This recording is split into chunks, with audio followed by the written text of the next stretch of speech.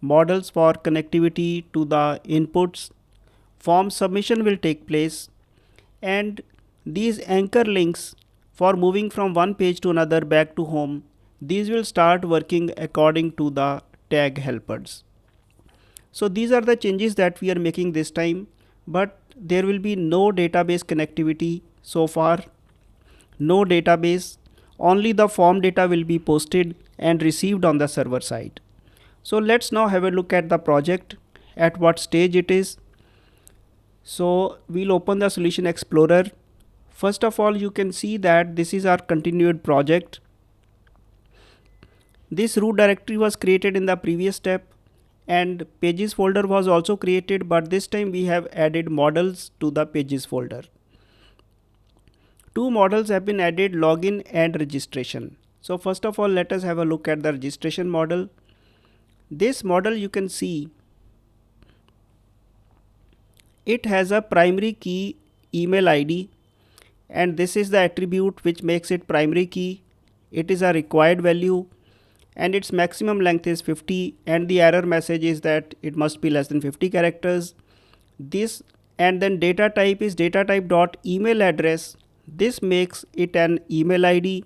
So when the input is rendered, its type will be automatically set to email.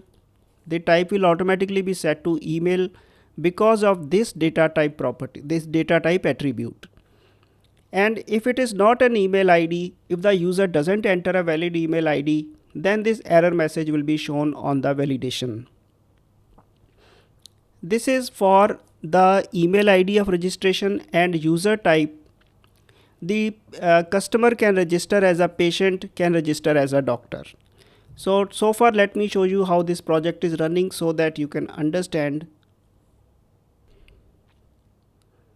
This is the window that opens, and when we click on login, we'll move to the login page. When we click on the register, we'll move to the register page. So let us have a look at the register page.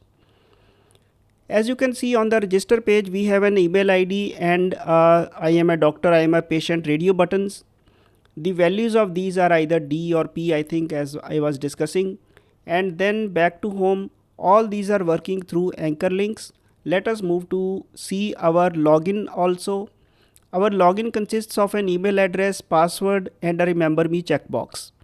So login model is also there. Let us have a look at the login model. This login model, since it contains a property for email which is common to the registration, and the login info will also contain the type of user. So we have login info coming from registration info. And password is again a required data type dot password. This ensures that the input type is now set equal to password. So this is from where the input text box will behave as a password box, and a boolean property for remember me has also been added.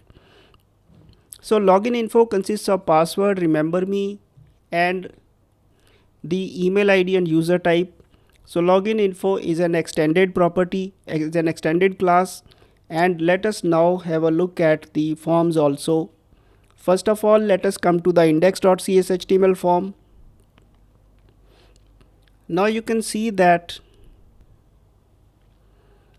this form continues to be the same form. There are anchor links, href is used. We have not possibly implemented as tag helpers as yet, and href for register.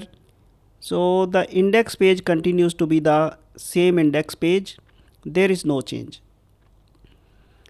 Let us come to the login page and register page. First of all, I'll open the register page. On the register page, this is the page directive, the backing class. Now tag helpers are there because we have a form on this page, and we have anchor links also which will assist in navigation. So this is a new addition. The custom CSS we already did in the previous tutorial, in the previous step, sorry. And here, this is a form with the method of post, which we have already told that post is usually the method. And now these inputs, ASP for is registration dot email ID. It will connect to the email ID property. and there is a label for the same email ID. It will show the email address that you are seeing as a label, the what the user has to enter. So it is that label, it is attached to the this field, so it causes it to get attached to this field. Now this was there because it came from Bootstrap, and it had to be attached to this one as per the requirements of Bootstrap. Then similarly we have an input for ASP for registration type, user type, value is D, so this will make it into a radio button. And similarly registration, this is the second radio button. Input ASP for is registration dot user type. They are connected to the same property of the bind property. Registration must be a bind property in the register.cshtml.cs file. Let us have a look at that also.